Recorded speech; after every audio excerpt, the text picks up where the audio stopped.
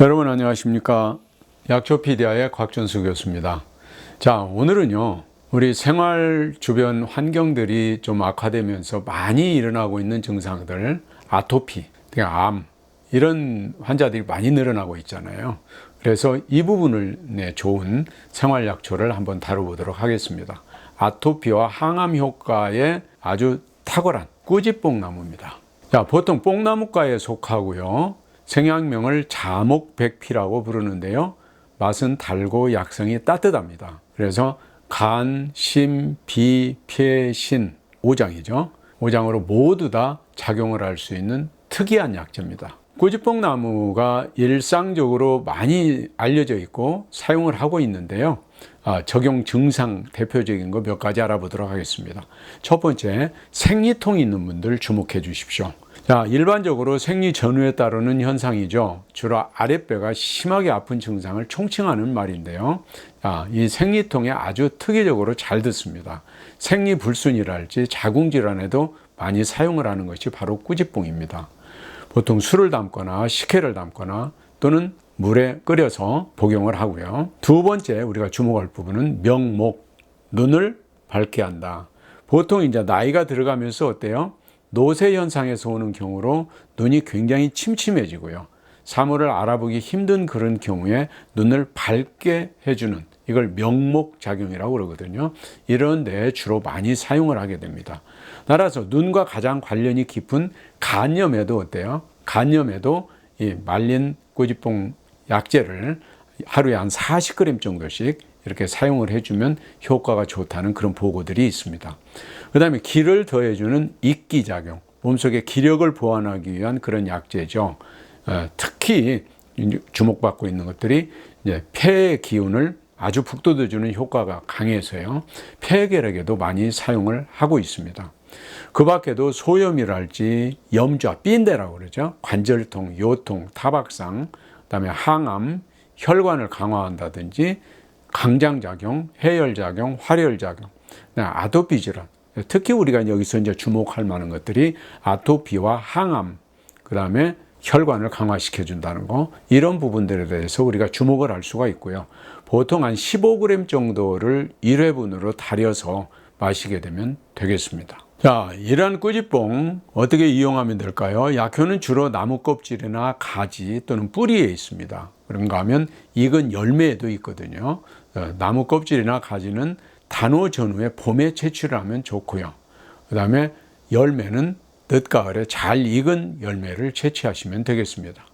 말린 나무 껍질이나 가지 뿌리를 사용할 경우에 보통 한 150 내지 200g 정도, 그 다음에 익은 열매를 사용할 경우에는 200 내지 250g 정도를 소주 3.8 내지 4리터에다가 넣고 그 다음에 밀봉을 해서 숙성을 시킨 다음에 사용을 하시면 되겠습니다. 보통 나무 껍질이나 또는 가지 뿌리 같은 경우에 6 내지 8개월 정도, 그 다음에 열매 같은 경우에는 한 1 내지 2개월 정도 이렇게 침출을 하시면 되겠습니다. 보통 건더기를 건져내고 2, 3개월 숙성을 해서 마신다면 훨씬 더 맛도 부드럽고 향도 좋아집니다. 차로 마실 때는 어때요? 이 술에다가 물을 부어서 끓인다거나 아니면은 앞에 만들어 놓은 건제나 또는 이런 열매 이런 것들에다가 물을 붓고 그걸 절반 정도로 자작하게 달인 다음에 이거를 하루에 한두 차례로 나누어서 복용을 하시면 되겠습니다. 자, 주의사항이 있는데요. 이 꾸지뽕 나무를 복용하는 동안에 복령이랄지 도라지, 진해, 그 다음에 철분 이런 것들을 절대 금하셔야 됩니다. 그리고 장기간 과용하지 않도록 주의를 해주시면 되겠습니다. 자, 생태적 특성을 한번 간단하게 볼까요? 전국의 산야에 자생하거나 재배도 하고 있는 낙엽 화렵성 소교목 또는 관목이죠. 뿌리는 황색에 가지가 많이 갈라지고 검은 녹갈색이고 광택이 있고 딱딱하고 억센 가시가 있습니다. 잎은 난형 또는 도란형에 어긋나고 가죽질, 혁질에 가깝고요. 밑부분은 원형으로 잎이 뭉툭하거나 날카롭습니다. 잎 가장자리는 밋밋하고 표면은 암록색의 털이 나 있거나 성장하면서 중앙에 매개만 조금 털이 남고 나머지는 다 없어집니다. 자, 꽃은 단성화죠. 암수 딴그루로 되어 있습니다. 암꽃만 피는 거, 수국만 피는 거 모두 두 알을 이루고 있고요. 5월에서 6월 사이에 노란색 꽃이 피고요.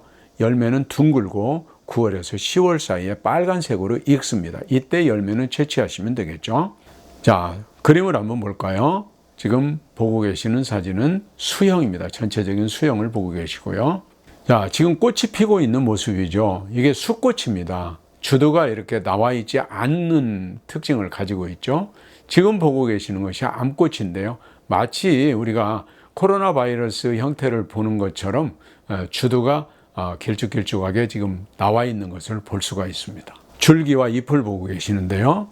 굵은 가시가 이렇게 나와 있는 것이 특징이라고 그랬죠. 자, 잎 모양을 보고 계시는데요.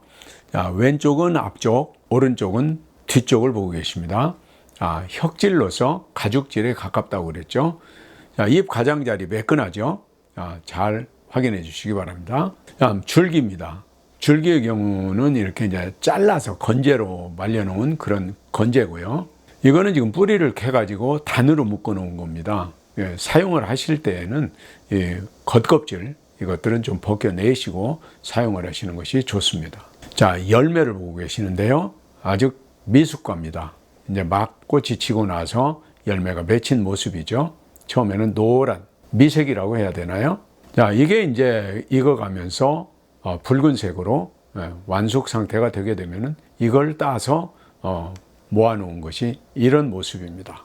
이런 열매도 약재로 사용하고 있으니까요. 잘 활용해 보시기 바랍니다. 오늘은 생활 주변에서 많이 재배도 하고 있는 꾸지뽕나무에 대해서 한번 알아봤는데요. 특히 아토피, 항암 이런 데 특효가 있으니까요. 잘 활용해 보시고 건강한 생활 누리시기를 바랍니다. 자, 다음 주에 다시 찾아뵙도록 하겠습니다. 감사합니다.